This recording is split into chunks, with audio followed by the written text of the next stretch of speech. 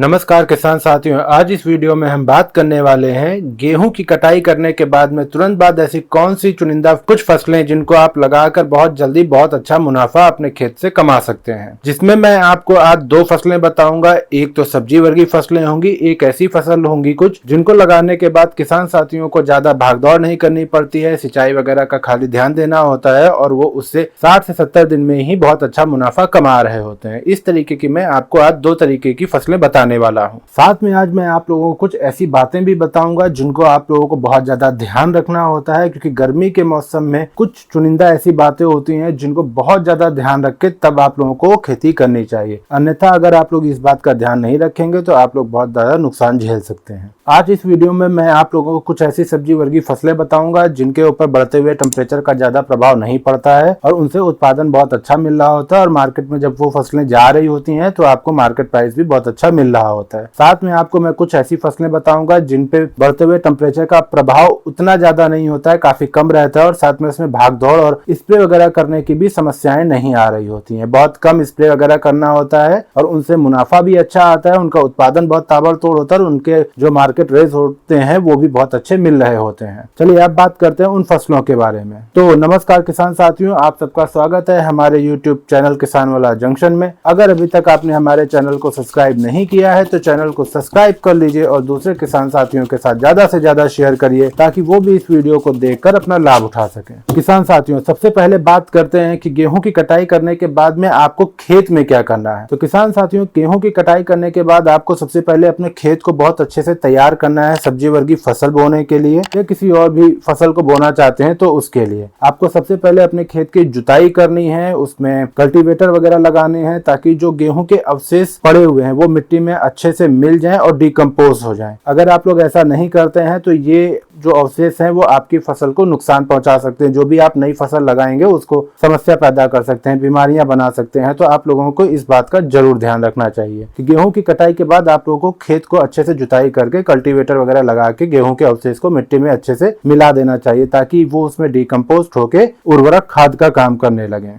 साथ में किसान साथियों, आप लोगों को इस बात का भी ध्यान रखना चाहिए क्योंकि ये गर्मी का मौसम है, आप गर्मी वाली सब्जियां बो रहे हैं या गर्मी वाली कोई फसल लगा रहे हैं तो आप लोगों को सिंचाई की पर्याप्त मात्रा के साधन जरूर अपने पास रखने चाहिए। अगर आपके पास सिंचाई की पर्याप्त मात्रा के साधन नहीं होंगे तो जब खेत में पानी की आवश्यकता पड़ेगी तो वो आपके लिए एक बहुत बड़ी समस्या बन जाएगी, जिससे आपकी फसल तो नुकसान होगा ही होगा, साथ में आप परेशान भी बहुत होंगे। तो आप लोगों को फसल लगाने से पहले सिंचाई की पूरी व्यवस्था जरूर कर लेनी चाहिए। चलिए अब बात करते हैं, जब भी आप खेत तैयार कर रहे हैं तो उसमें कौन कौन सी खादें डालनी होती हैं। तो सबसे पहले आप लोगों को वर्मी कंपोस्ट या गोबर का सड़ा गला खाद मिल जाता है, तो आप लोगों को 3 से 4 ट्राली पर एकड़ के हिसाब से डालनी होती है। साथ में आप लोगों को डीएपी डालना होता है, पोटाश डालना होता है, यूरिया डालना होता है और माइक्रोराइजा भी डालना होता है। अब इन खादों को डालने से क्या होगा, इन खादों को डालने से ये होगा कि आपकी जो भी फसल लगाएंगे वो अच्छे से ग्रो करेगी, सही से चलेगी, हरी भरी रहेगी और बढ़ते हुए टेम्परेचर और बीमारियों से लड़ने में उनको सामर्थ्य भी मिल रही होगी। तो आप लोगों को इन बातों को जरूर ध्यान रखना है। चलिए अब बात करते हैं कुछ चुनिंदा 4 से 5 सब्जी वर्गीय फसलों के बारे में जिनको आप गर्मी के मौसम में गेहूं की कटाई के बाद लगा सकते हैं। तो सबसे पहले नंबर पे जो फसल आती है वो आती है टमाटर की फसल। हाँ किसान साथियों, आप लोग टमाटर की फसल इस समय लगा सकते हैं। ये बात मैं मानता हूं कि इस समय टमाटर के जो रेट हैं बहुत ज्यादा कम चल रहे हैं, एकदम डाउन चल रहे हैं, लेकिन आने वाले कुछ ही समय में टमाटर के रेट जो हैं बहुत अच्छे होने वाले हैं। इस समय जो आप टमाटर की फसल लगाएंगे वो जब तैयार होकर मार्केट में पहुंच रहे होंगे उस समय टमाटर के रेट जो लगभग है 50 से लेकर 100 रुपए के बीच में मिल रहे होंगे। तो आप लोग इस समय टमाटर की फसल लगा सकते हैं। देखिए किसान साथियों, इस समय टमाटर के जो रेट हैं बहुत ज्यादा कम चल रहे हैं, इस वजह बहुत से किसान साथी टमाटर की फसल अब की नहीं लगा रहे हैं। तो आप लोगों के पास एक अच्छा मौका है। बढ़ते हुए टेम्परेचर की वजह से जो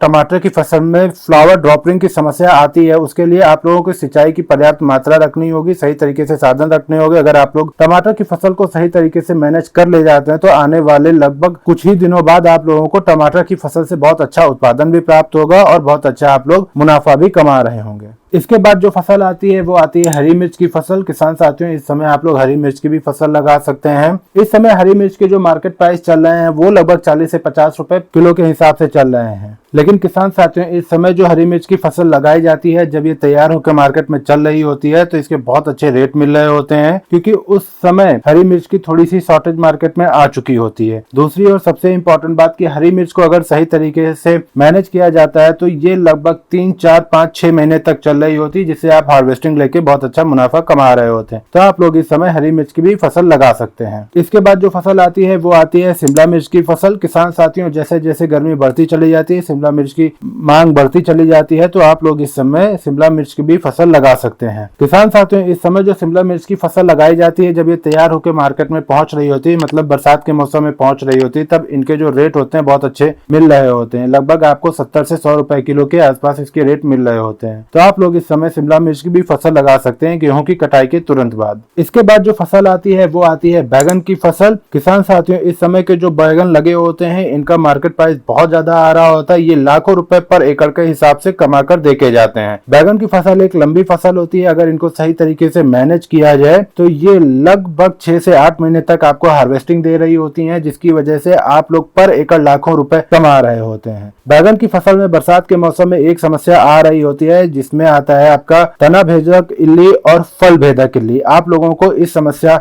से निदान पाने के लिए आपको स्प्रे शेड्यूल आपको समय पे चलाने होते हैं। अगर आप लोग इस चीज का ध्यान देते हैं तो आप लोग बैगन की फसल से भी बहुत अच्छा उत्पादन प्राप्त करके एक बहुत अच्छा मुनाफा कमा रहे होते हैं। लाखों रुपए पर एकड़ के हिसाब से कमा रहे होते हैं। तो आप लोग इस समय बैगन की फसल भी लगा सकते हैं। किसान साथियों, बैगन की बुआई करने से पहले आप लोगों को इस बात को जरूर ध्यान देना है कि आपके यहाँ पे जो मार्केट में कौन सा बैगन बिकता है, लंबा वाला बिकता है, हरा वाला बिकता है या चूचू बैगन बिकता है। इस तरीके से कई प्रकार के बैगन की वैरायटियां हैं। तो आप लोगों को एक बार इस बात को जरूर समझ लेना चाहिए कि आपके एरिया में कौन सा बैगन ज्यादा बिकता है। आप लोग उसी वैरायटी को लेकर अपने खेत में उसकी बिजाई कर सकते हैं। इसके बाद जो फसल आती है वो आती है करेला की फसल। किसान साथियों, इस समय आप लोग करेला की भी फसल लगा सकते हैं। मार्केट में इस समय जो सबसे महंगी सब्जी फसल चल रही है वो है करेला की ही। हाँ, मैं ये मानता हूँ कि जब आप इस समय करेले की फसल लगाते हैं तो धीरे धीरे आगे चल के इसके रेट जरूर डाउन हो रहे होते हैं, लेकिन फिर इसके रेट दोबारा से बहुत ऊपर जा रहे होते हैं। तो आप लोग इस समय करेला की भी फसल लगा सकते हैं। किसान साथियों, जो आप लोग करेला इस समय लगा रहे होते हैं इनका जो खर्च होता है काफी कम आ रहा होता है जो बरसात के मौसम में लगाए जाते हैं उनकी अपेक्षा, क्योंकि जब बरसात के मौसम में करेले लगाए जाते हैं तो उसके लिए तार बांस की बंधाई करनी पड़ती है, करेले को ऊपर लटकाना पड़ता है, जिससे खर्चा आ रहा होता है। जो इस समय करेला लगाया जाता है उसको ऐसे फ्लैट सरफेस पे उसकी बेल बिछा दी जाती है और उसमें करेले लगने लगते हैं। दूसरी चीज मैं आप लोगों से ये भी कहूंगा कि जब भी आप करेले की फसल लगाने जा रहे हैं तो उसके साथ में आप लोग इंटरक्रॉपिंग जरूर करें। मतलब मेरा कहना है कि करेले की फसल के साथ साथ उसके साथ और भी दूसरी फसलें आप लोग लगा सकते हैं। तो इंटरक्रॉपिंग के अंदर आप लोग हरा धनिया बो सकते हैं, हरा प्याज बो सकते हैं। मतलब मेरा कहना है कि आप लोग एक मेड़ पे हरे धनिया की बो दीजिए, दूसरी मेड़ पे आप लोग करेले की बिजाई कर दीजिए, तीसरी मेड़ पे आप लोग हरा प्याज की बिजाई कर दीजिए। इस तरीके से करके आप लोग इंटरक्रॉपिंग भी कर सकते हैं। इसके बाद जो फसल आती है वो आती है देसी टिंडसी की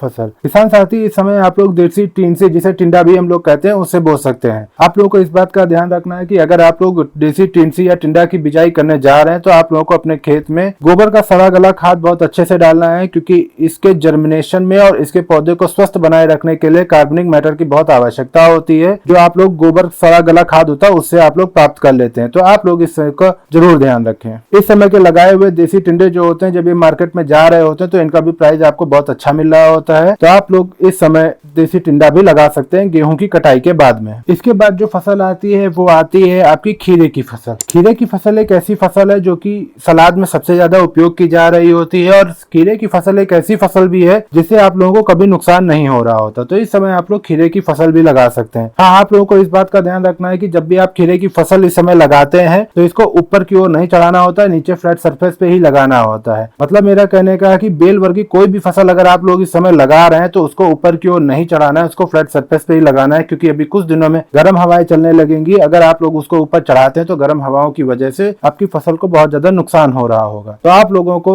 फ्लैट सरफेस पे ही बेल वर्गी वाली फसलों को लगाना होता है, जिससे क्या होता है कि वो खेत के पास में होते हैं, जमीन के पास में होती है, तो गर्म हवाओं से उनके ऊपर इतना ज्यादा इफेक्ट नहीं पड़ रहा होता है। तो आप लोगों को इस बात का ध्यान रखना है खीरे की फसल लगाते समय। साथ में इस समय अगर आप लोग खीरे की फसल लगाते लगाते हैं तो जब ये तैयार होकर मार्केट में जा रहे होते हैं तब आप लोगों को बहुत अच्छे रेट मिल रहे होते हैं। तो आप लोग इस समय खीरे की फसल भी लगा सकते हैं। इसके बाद जो फसल आती है वो आती है हरा धनिया। हरा धनिया एक छोटी फसल है जो कि आपको 30 से 35 दिन बाद ही आपको आपके खेत से मुनाफा देने लगती है। साथ में गर्मी के मौसम में हरा धनिया का जर्मिनेशन करना थोड़ा सा टफ पड़ रहा होता है गर्मी के मौसम की वजह से, तो उससे मैनेज करने के लिए आप लोगों को मिनी स्प्रिंकलर का उपयोग करना चाहिए। हरा धनिया जो भी किसान साथी लगाता है वो अगर मिनी स्प्रिंकलर का उपयोग कर रहा होता है तो उसका जर्मिनेशन होना थोड़ा सा आरामदेह होता है और अच्छा होता है। तो आप लोगों को इस बात का जरूर ध्यान रखना है कि अगर आप लोग हरा धनिया का लगाने जा रहे हैं तो मिनी स्प्रिंकलर का जरूर उपयोग करें। दूसरी बात किसान साथियों, इस समय जो हरा धनिया लगाया जाता है मतलब गर्मी के मौसम में जो हरा धनिया का रेट होता है वो बहुत ज्यादा हाई मिल रहा होता है। लगभग 100 से 300 रुपए किलो के हिसाब से भी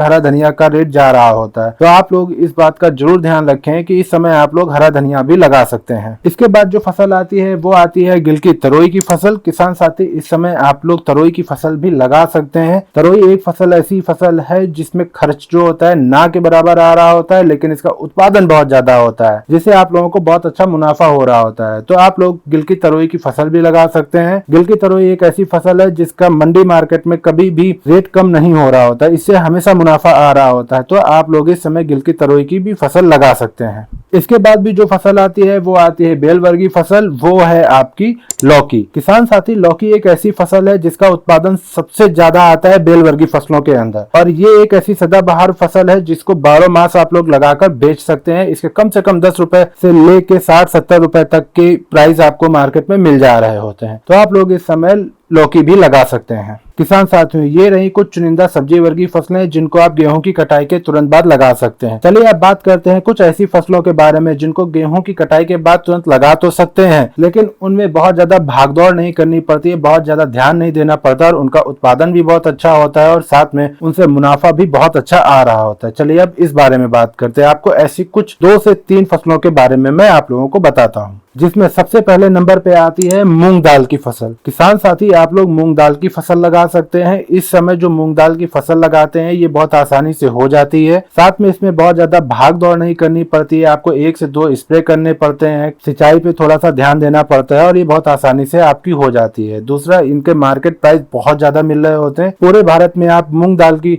फसल जो होती है, मूंग की जो दाल होती है, मूंग होता है, उसको आप कहीं भी ले जाकर आराम से बेच सकते हैं। इसके बाद जो फसल आती है वो आती है नरमा कपास की फसल। हाँ किसान साथी, आप लोग नरमा कपास की भी फसल लगा सकते हैं। इसमें भी बहुत ज्यादा आप लोगों को नहीं ध्यान देना होता है, सिंचाई वगैरह ध्यान देना होता है। बीच में आपके जब नरमा कपास के टिंडे बन रहे होते हैं तब आप लोगों को कुछ स्प्रे का ध्यान देना होता है, लेकिन इससे जब उत्पादन आता है तो आप लोगों को बहुत अच्छा मुनाफा आ रहा होता है, क्योंकि इसका उत्पादन भी बहुत ज्यादा होता है और नरमा कपास जो होता है वो हमारा भारत पूरे विश्व में से ज्यादा बाहर भेज रहा होता है, तो उसकी वजह से बहुत अच्छा मुनाफा मिल रहा होता है। तो आप लोग इस समय नरमा कपास की भी बिजाई कर सकते हैं। इसके बाद जो फसल आती है वो आती है अरहर की फसल। किसान साथी इस समय आप लोग अरहर की फसल भी लगा सकते हैं। अरहर की फसल एक ऐसी फसल होती है जिसको बहुत ज्यादा ध्यान देने की आवश्यकता नहीं होती है, लेकिन इसका उत्पादन बहुत अच्छा आ रहा होता है और इसके मार्केट प्राइस जो होते हैं आप लोगों को बहुत अच्छे मिल रहे होते हैं। तो आप लोग अरहर की फसल भी लगा सकते हैं। मैंने आपको अभी जो भी फसलें बताई हैं, जैसे मूंग दाल की फसल बताई है, अरहर की फसल बताई है, ये वो फसलें हैं जो कि आपके खेत की उर्वरक शक्ति को बढ़ाने का काम करती हैं। तो आप लोगों को अगर ऐसा लगता है कि आपके खेतों की उर्वरक शक्ति कम हो चुकी है तो आप लोगों को इन 2 फसलों को लगाना चाहिए। मूंग दाल की फसल और अरहर की फसल को अपने खेत में लगाना चाहिए। इससे क्या होता है कि आपका जो खेत की उर्वरक शक्ति खो चुकी है वो दोबारा से वापस आ जाती है। तो आप लोग ये कार्य भी कर सकते हैं। किसान साथियों, इस वीडियो में मैंने आप लोगों को बताया कि गेहूं की कटाई के बाद सब्जी वर्गीय फसलें आप लोग कौन कौन सी लगा सकते हैं, और ऐसी कुछ फसलें भी मैंने बताई जिनको आप गर्मी के मौसम में अगर लगाते हैं तो आप लोगों को बहुत ज्यादा भागदौड़ करने की आवश्यकता नहीं पड़ेगी, बहुत ज्यादा मेहनत करने की आवश्यकता नहीं पड़ेगी, लेकिन उनसे जो उत्पादन होगा उससे आप लोगों को बहुत अच्छा मुनाफा हो रहा होगा। अगर आप लोगों को इस वीडियो में दी गई जानकारी अच्छी लगी है तो वीडियो को लाइक करें, कमेंट करें और दूसरे किसान साथियों के साथ ज्यादा से ज्यादा शेयर करें ताकि वो भी इस वीडियो को देखकर अपना लाभ उठा सके। और अभी तक आपने हमारे चैनल को सब्सक्राइब नहीं किया है तो चैनल को सब्सक्राइब कर लें। धन्यवाद।